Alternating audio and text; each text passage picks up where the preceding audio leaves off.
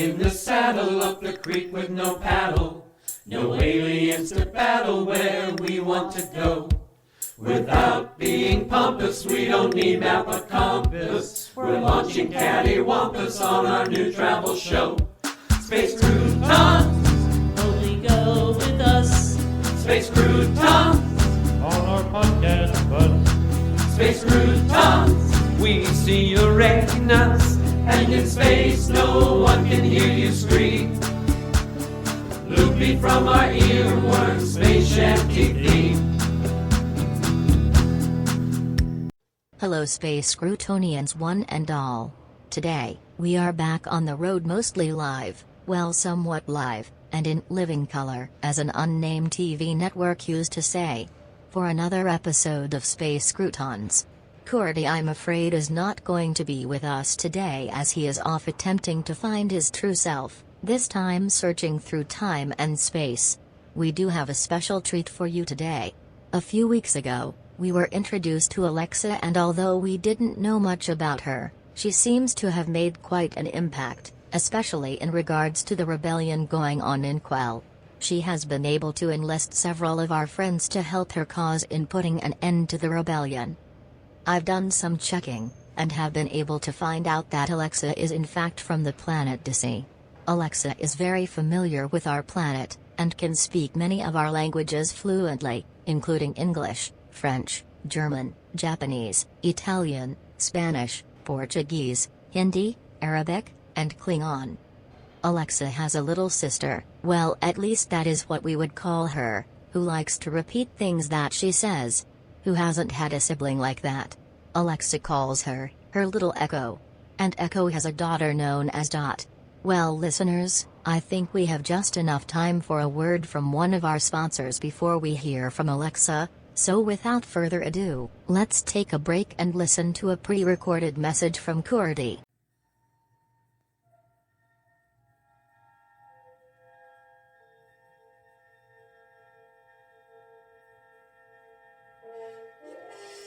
Space Croutons, a semi-final eternal frontier. These are the somewhat related episodes of the formerly abandoned Appalachian dental van, Van Helsing.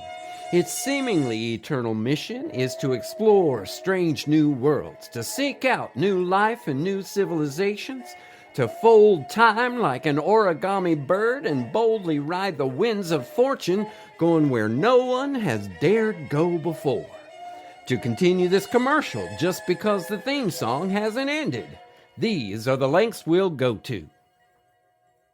Yes, loyal listeners, Season 3 is just around the corner. Have you picked up on the hints, the clues, the foretelling nuances that point to the next great season of Space Croutons?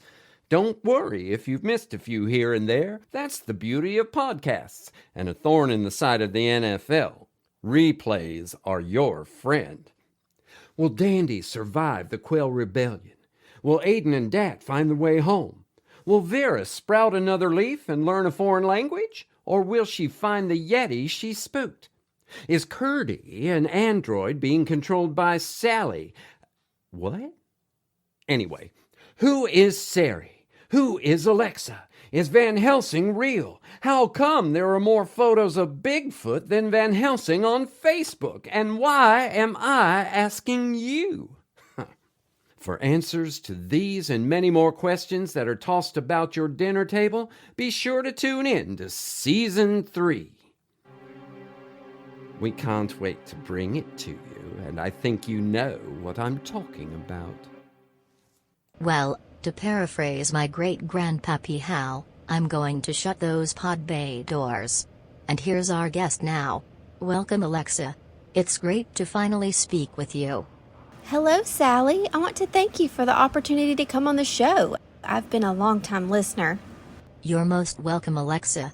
Curdy sends his best and is very sorry that he is unable to be here today. He had to split suddenly. He said something about giving painting lessons to some guy named Leonardo. Tell us a little bit about yourself.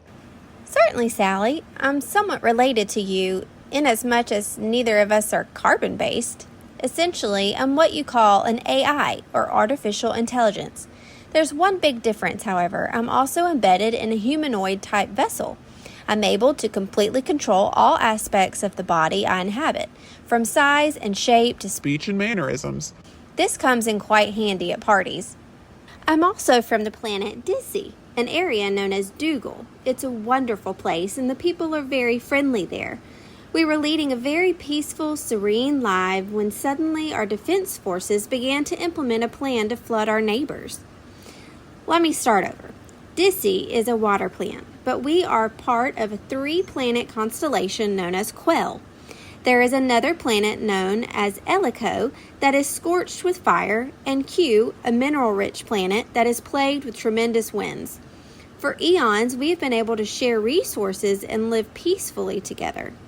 Our ruler, Ruffy T. Flying Fish, tries very hard to lead with compassion and empathy for all. In fact, I remember one of his inaugural speeches to his cabinet as if it were yesterday.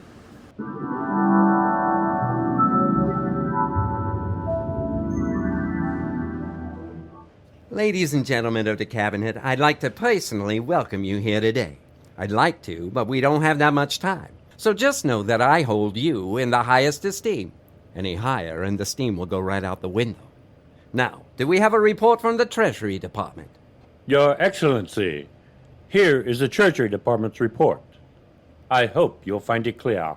Clear? Huh. Why, a 4-year-old child could understand this report. Go out and find me a 4-year-old child. I can't make heads nor tails of it.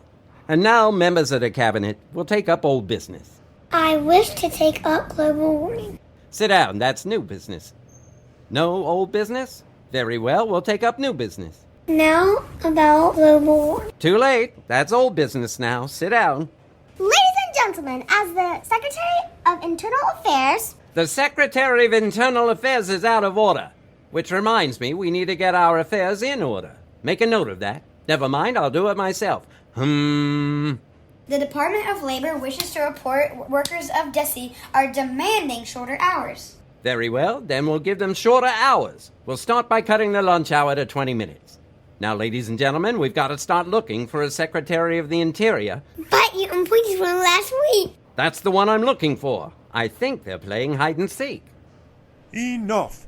Enough of this.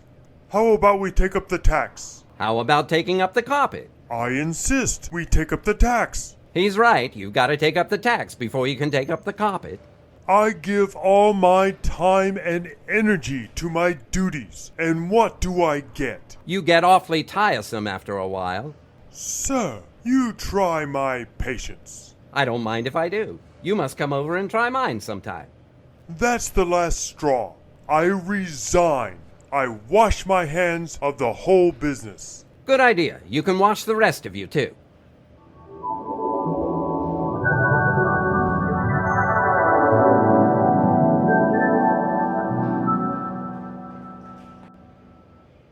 Oh, it was a happier, simpler time. That sounds very nice, Alexa. In fact, one could almost imagine you sitting on the front porch of your grandmother's house shelling butter beans. Butter what? Well, never mind. So, life was pretty peaceful in Quell. What happened to stir things up? Well, you know how Curdy's dad used to say, there's sour grapes in every bunch. Disse had a few, and unfortunately, they had been able to attain a bit of notoriety. Let's call them the Carp Splashians. They had amassed some, I think you call them lemmings, who refused to think for themselves, or at all, really. The Carp Splashians got it in their heads that they wanted absolute, supreme power. And you know what they say about absolute power, don't you, Sally? It corrupts? Absolutely. So what happened to the Carp Splashians? It seems they were just never satisfied. They always wanted more. It didn't matter what. Fame, power, influence, luxurious vacations, and free Happy Meals, they wanted it all. People would line up just to watch them from a distance. What they were wearing, who they were with. They believed that there was only one thing worse than being talked about. And what's that? Not talked about. So they're the reason for the rebellion? Well, no, not really. The Carp Splashians were used as a diversion by some very powerful people, some very bad people. These people wanted more of the resources from Q and L. The only way to obtain them was through force, and they came up with the brilliant idea to flood our neighbors in order to force compliance. Once they obtained the resources, they were going to sell them on the black market and accumulate even more power and influence.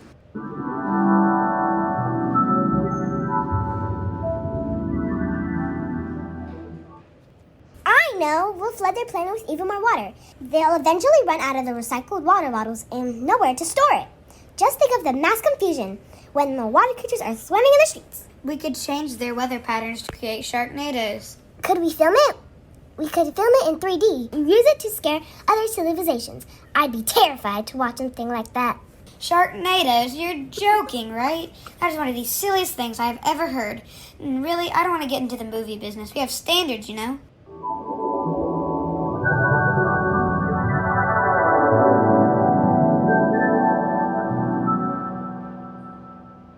And one thing led to another, and another, and another. Sooner or later, the horse had to drink. Do you know Curdy's father? I beg your pardon? Curdy's father? Never mind. Did everyone panic? Not everyone, but enough.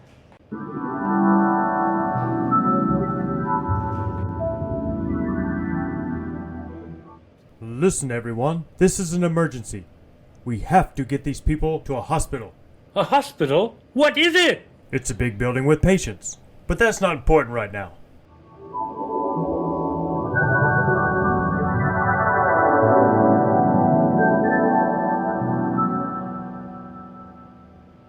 You can see the odds were stacked against us from the beginning.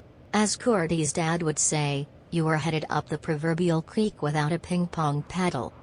I'm unfamiliar with that one, Sally, but as I was saying, the attack began and a group of former Columbia Record House members got together to protest that they wanted their pennies back and do something about it. After pooling our spare change, we were able to enlist the help of a Scottish engineer with a background in interplanetary teleportation. Using more power, he was able to reduce the water flow and give people some breathing room. People have joined our cause from all over. It's really picked up since we started sending out the pre-addressed stamped envelopes, and bingo, bango, bongo, you're part of the rebellion, with all rights and privileges granted. In fact, our members qualify for free music downloads with each and every purchase. Some were even from artists they've heard of before and almost in all languages they understand. And how is it going? We've stemmed the flow, turned the tide, curtailed the wave, arrested the waters, blocked the ebb. It was sink or swim, and it all comes out in the wash. And what will happen to those that caused the trouble? They will be banished to a deserted planet, forced to listen to Barbra Streisand's The Way We Were.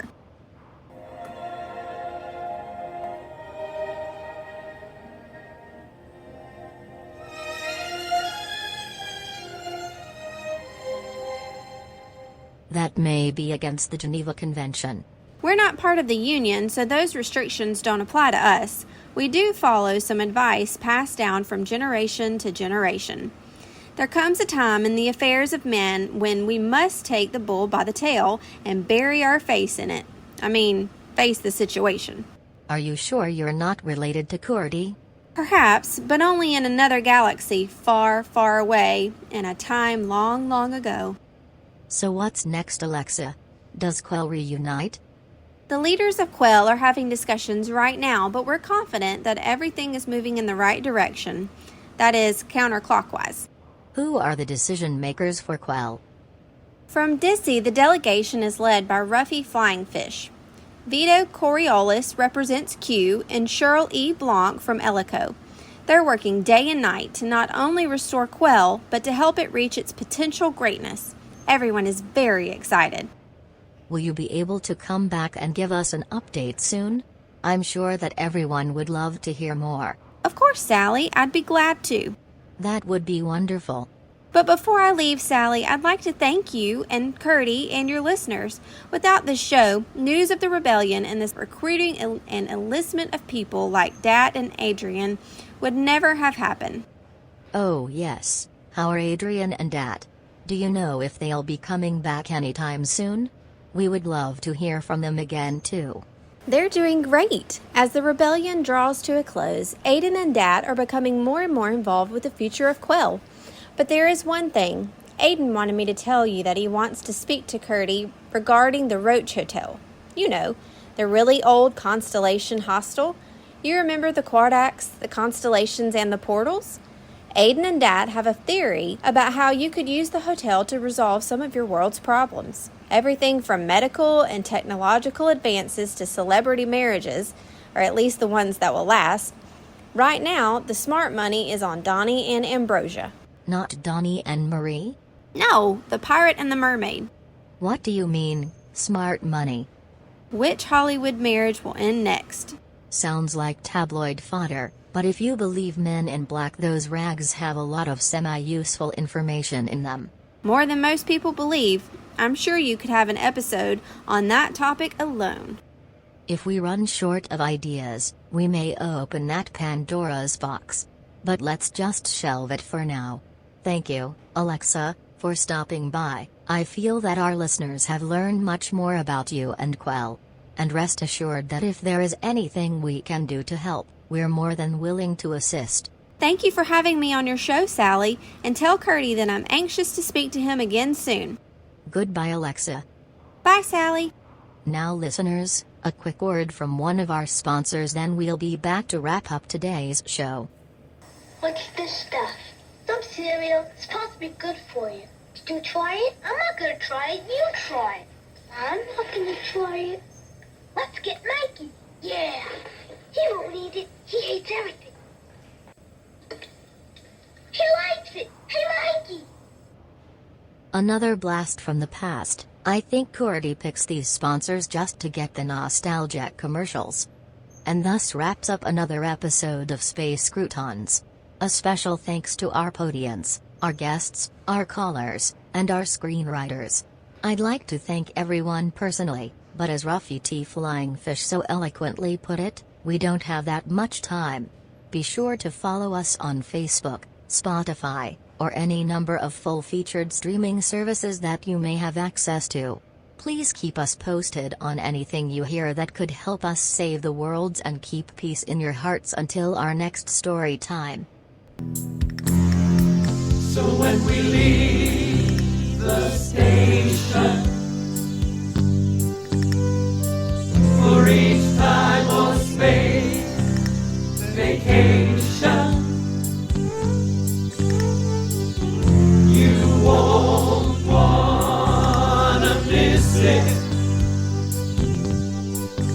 If you do, well, you can kiss it.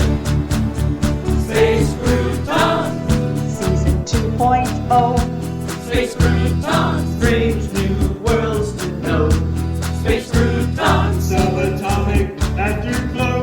As we cruise the Milky Way by Tractor B, and the Quardaks are just a distant dream, and our brains have turned to sour cream.